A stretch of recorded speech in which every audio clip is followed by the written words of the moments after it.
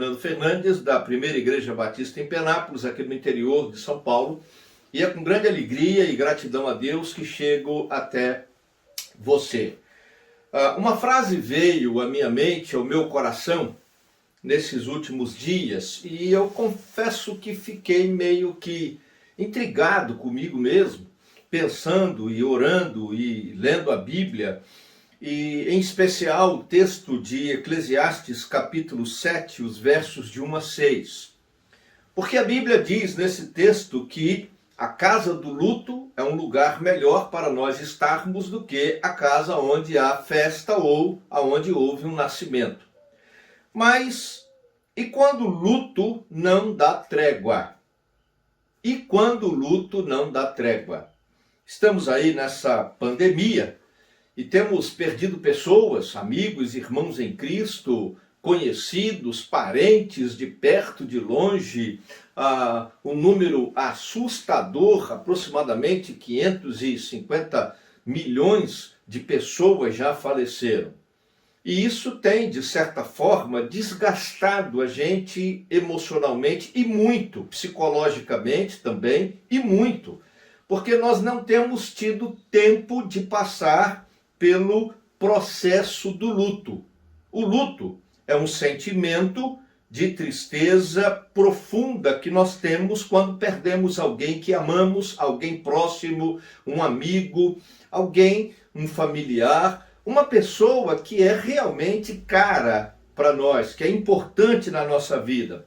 E é um tempo de maturação da realidade da perda, né? Nós chamamos esse tempo de luto de, na verdade, ciclo do luto, né? Porque o luto é um processo psicológico de adaptação a essa experiência de perda, né? E é um período de recolhimento, é um período de introspecção, é um período que nós precisamos dele para assimilar o sentimento de perda, para que ele se torne saudade e a gente saia da dor da perda, saia da beira do caixão, da sepultura e comece a aceitar essa nova realidade, transformando todo esse sentimento em saudade. O ciclo do luto, nesse processo, ele tem algumas fases significativas e importantes que não podem ser negligenciadas. A primeira delas é a negação.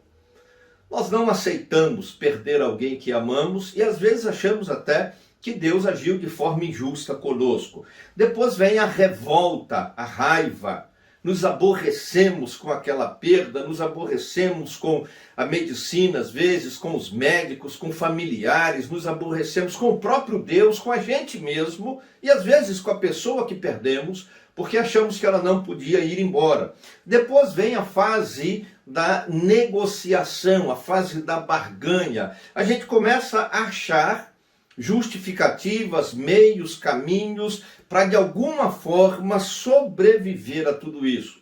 E a outra fase, então, é a quarta fase, a fase da depressão. Nós nos abatemos, nós nos sentimos de certa forma deprimidos porque nos damos conta do vazio que ficou, às vezes até esquecemos que perdemos aquela pessoa e isso traz às vezes mais sentimento negativo, dor, tristeza ao nosso coração. Mas se nós passarmos por esse ciclo, a última fase é a fase da aceitação. E quando chegamos na fase da aceitação, a vida começa a voltar ao normal. Lógico, um novo normal, um normal com a adequação da ausência dessa pessoa que perdemos, né? Uma fase normal considerando a perda que nos trouxe dor. A grande dificuldade que eu tenho observado nesse tempo de pandemia da Covid-19 é o fato de que nós não temos tido tempo de processar o luto, nós não temos tido tempo de passar por esse processo do luto. Eu já falei sobre isso, mas retomo o assunto porque isso incomodou o meu coração nesses últimos dias. E eu precisei buscar em Deus, de alguma forma, algo que pudesse me ajudar a entender isso. E uma vez abençoado, me sinto no compromisso de compartilhar com você. E nesse processo, à luz da Bíblia, mesmo com a pandemia não dando para a gente tempo de passar pelo processo do luto, e o luto não dando trégua para a gente, nem temporal, nem emocional, nem psicológica, eu vejo respostas na Bíblia para a gente conseguir, de alguma forma, nos mantermos equilibrados espiritual, psicológica e emocionalmente, e sobrevivermos tantas perdas num tempo tão curto e de forma tão rápida nessa pandemia. A primeira resposta que eu vejo é Eclesiastes capítulo 7, os versos de 1 a 6, quando o texto bíblico vai dizer para a gente que nós temos que encarar a realidade. O texto diz assim nos versos 1 e 2, o bom nome é melhor do que o perfume finíssimo. O dia da morte é melhor do que o dia do nascimento. É melhor ir a uma casa onde há luto do que a uma casa em festa. Pois a morte é o destino de todos e os vivos devem levar isso a sério. Quando o luto não dá trégua, nós temos que encarar a realidade. Porque a morte é o destino de todos. A morte é inexorável, a morte é inadiável, a morte é intransferível. Eu costumo dizer na igreja que a única certeza da vida que nós temos é a morte. Não tem como saber sobre carreira profissional, sobre casamento, sobre filhos, sobre o futuro dos filhos. Não tem nem como saber se as coisas vão dar certo na vida, no trabalho, na igreja. Mas uma coisa nós temos certeza. Todo mundo que nasceu um dia, mais cedo ou mais tarde, criança, adolescente, jovem, adulto, idoso, um dia vai morrer. Por isso, é melhor, não no sentido de mais útil, mas no sentido de ser proveitoso, mas a Bíblia diz que é melhor ir à casa onde há luto do que na festa, do que na casa do parto. Por quê? Porque a morte nos coloca frente a frente com a nossa realidade. Realidade da qual muitas vezes desejamos fugir, realidade sobre a qual, na maioria das vezes, nós nem sequer pensamos. Eu não conheço pessoas que acordem de manhã e ficam pensando, eu posso morrer hoje, o que eu vou fazer? Seria uma loucura. Há pouco tempo atrás, aqui na igreja eu tive que fazer um velório e eu conversava com alguns irmãos e disse, imagine você a loucura que seria para nós se nós soubéssemos o dia e a hora que vamos morrer. Que paranoia, que neurose. Porém, não sabendo o dia e nem a hora, sabemos ao certo que vamos morrer. E o luto, quando não dá trégua, ele nos faz encarar a realidade. Ele nos faz perceber a minha, a sua, a nossa realidade. Um dia nós também vamos morrer. Como vivemos? Outra resposta que eu vejo é que o luto, principalmente num tempo como esse, que não dá trégua para a gente, para passar esse processo, as 5 fases do processo do luto, é a possibilidade de fazermos uma reflexão, parar e pensar. Eu quero retomar aqui o verso 2, e ele diz, é melhor ir a uma casa onde há luto, do que a uma casa em festa, pois a morte é o destino de todos. Aí ele diz, os vivos devem levar isso a sério. E na verdade, é um ponto de exclamação, é como se ele estivesse dando um grito, olha, presta atenção, se liga, leva isso a sério. Porque a morte é uma realidade, ela está aí. Não tem como fugir. A reflexão é posta para nós no momento do luto como um desafio. na expressão que aparece no texto, levar isso a sério. Ou, como diz Almeida, revista e atualizada, né? Levar isso em consideração. É parar, é pensar,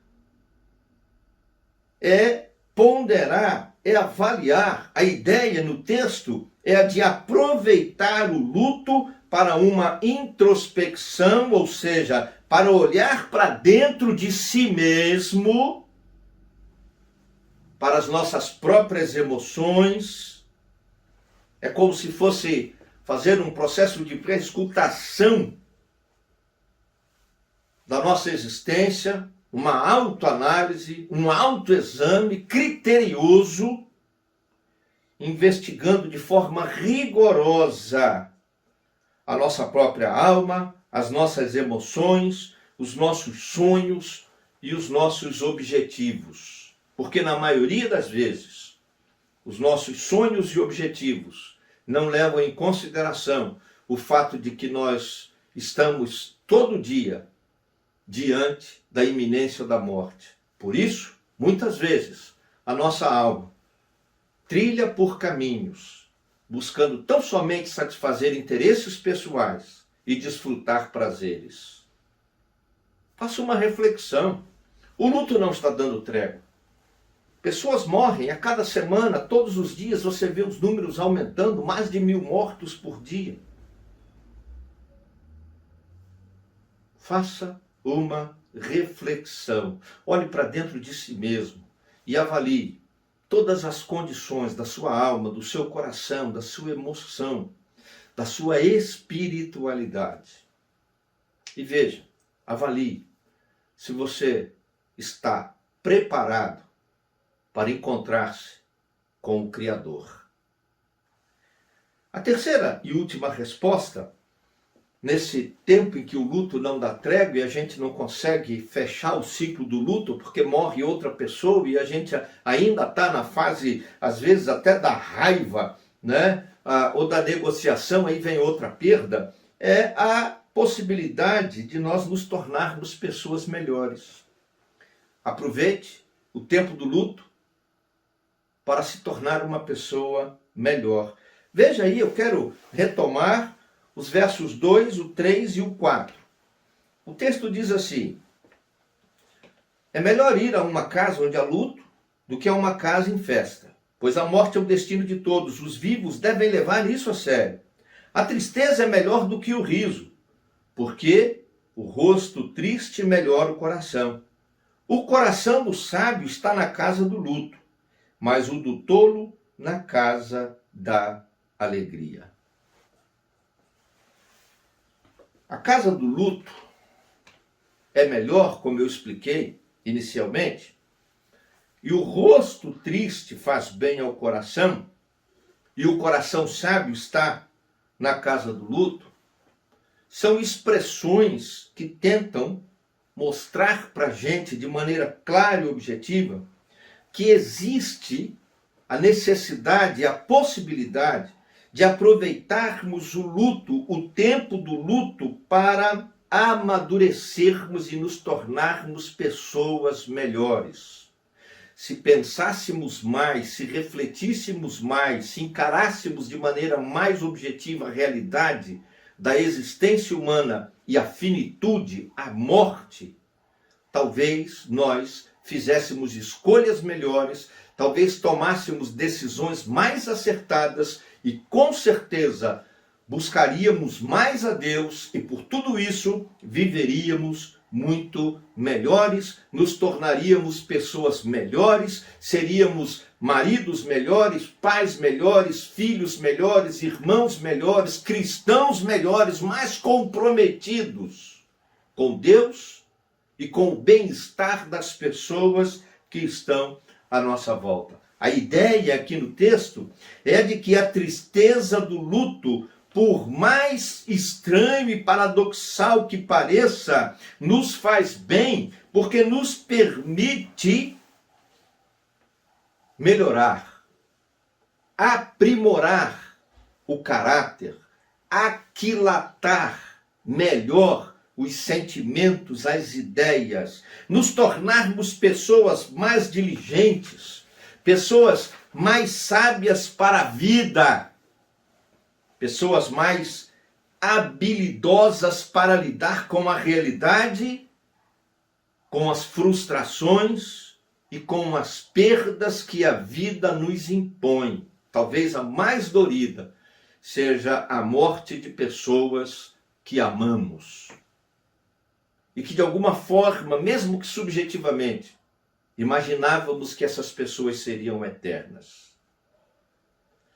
O luto tem a função de nos auxiliar a nos tornarmos pessoas melhores para nós mesmos, para a nossa relação com Deus e para abençoar o próximo, as pessoas à nossa volta.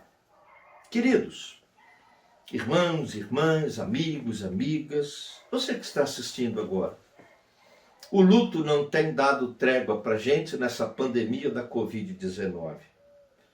Mas não se entregue a um sentimento de dor, de revolta, de pesar. Não se deixe abater e não se acorrente, não se enclausure num sentimento depressivo, autodestrutivo. Aproveite essa oportunidade, nesse tempo em que o luto não nos dá trégua, e encare a realidade, a realidade da sua vida. Pessoas à sua volta vão morrer, você vai perder coisas. Você um dia vai morrer e vai causar essa dor no coração de alguém. Como você tem vivido os seus dias? O que você tem feito com a sua vida? Você tem vivido para glorificar e honrar a Deus? Para adorar a Deus? Ou você simplesmente tem vivido a vida, deixando a vida te levar, porque na sua mente já se arraigou a ideia de que dessa vida não se leva nada? Aproveite essa oportunidade para fazer uma reflexão sincera, profunda, um autoexame bem criterioso. Reprove-se se preciso for, mas mude. Tome decisões mais acertadas. Abandone sentimentos ruins de mágoa, de rancor, de revolta, intrigas. Perdoe mais, ame mais. Diga todos os dias às pessoas à sua volta que você as ama, que elas te fazem bem.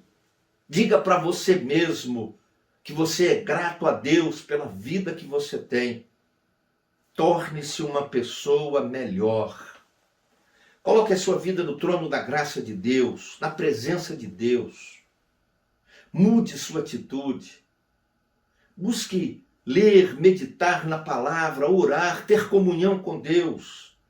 Busque aprimorar, aquilatar o seu caráter, tornando-se uma pessoa mais digna, mais honesta, mais decente, mais confiável, fiel, amorosa. Uma pessoa melhor para você, para Deus e para aqueles todos que estão à sua volta. Não deixe passar essa oportunidade num tempo em que o luto não dá trégua. Porque não dá para passar pelo processo do luto, mas dá para passarmos por uma experiência de fé com Jesus, na presença de Deus, e tornar realidade na nossa vida o ensinamento da Bíblia Sagrada.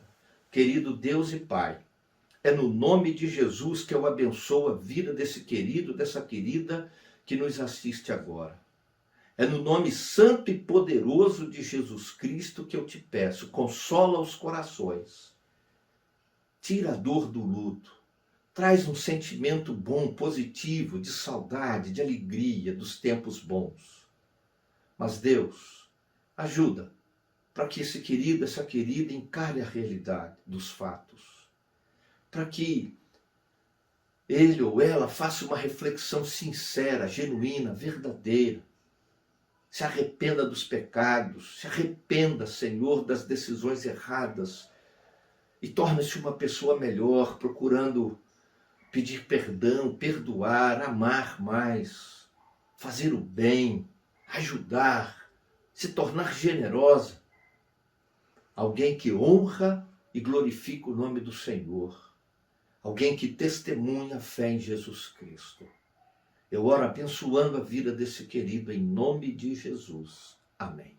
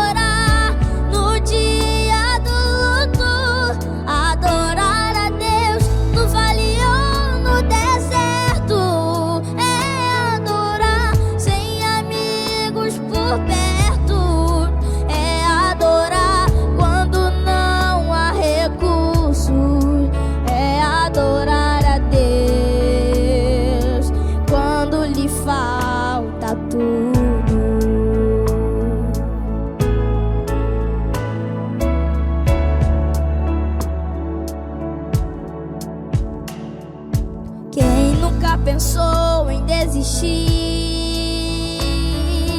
Quem nunca pensou em parar?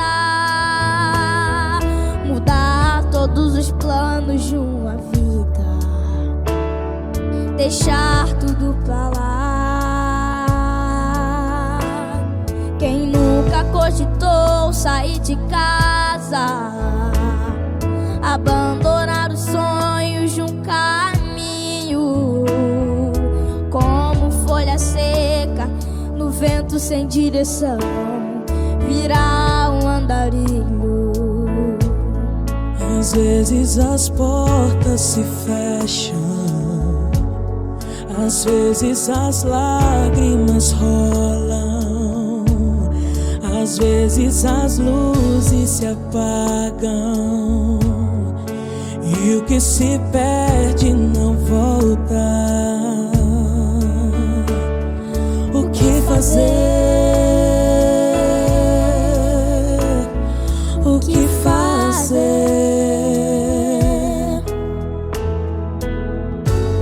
É quando no fundo do poço perguntas ficam sem resposta.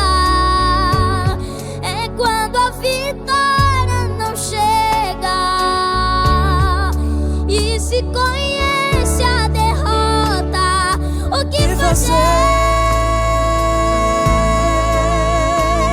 O que fazer? É adorar quando Deus não responde. É adorar quando a dor te consome. Adorar a Deus acima de tudo. É adorar no dia do luto. Adorar a Deus no vale ou no deserto. É adorar sem amigos por perto. Adorar a Deus quando não há recursos. É adorar a Deus quando lhe falta tudo. É adorar quando Deus não responde. É adorar quando a dor te consome. Adorar a Deus acima de tudo. É adorar no dia do luto. Adorar a Deus no vale ou no deserto. É adorar sem amigos por perto. Adorar a Deus quando não há